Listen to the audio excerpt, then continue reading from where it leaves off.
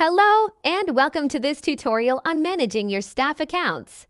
Staff accounts help you control access across your team, keeping sensitive data secure while assigning the right tools to the right people.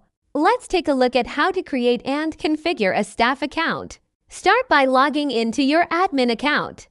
From the dashboard, head over to the Staff section in the left-hand menu, then click Create Staff. Enter the staff member's email and password. Next, choose the restaurant location this account should be linked to. This is especially useful if you're managing multiple branches. Now, you'll see the Restriction Presets section. Here, you can pick from predefined roles like Manager, which gives full dashboard access, or Front Staff and Kitchen, which provide limited access to orders and bookings. You can also assign roles like Driver or Menu Manager depending on their responsibilities. But if none of the presets quite match what you need, you can start with the closest one and then adjust the permissions manually. For example, let's say you assign the Front Staff preset. This gives basic access to order views and bookings.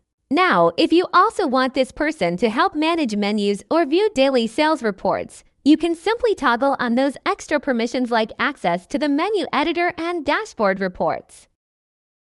You can fine-tune it even further depending on the role.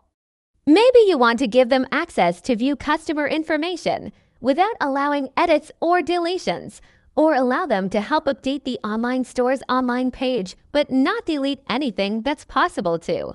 This flexibility lets you build the exact level of access each staff member needs and nothing more, nothing less. Once everything looks good, click Save.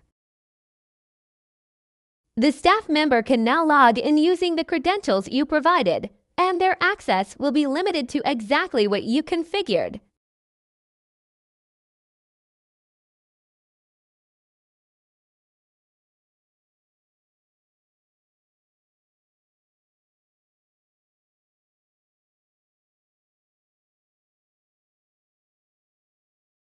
And that's it. You've successfully set up a staff account with customized permissions.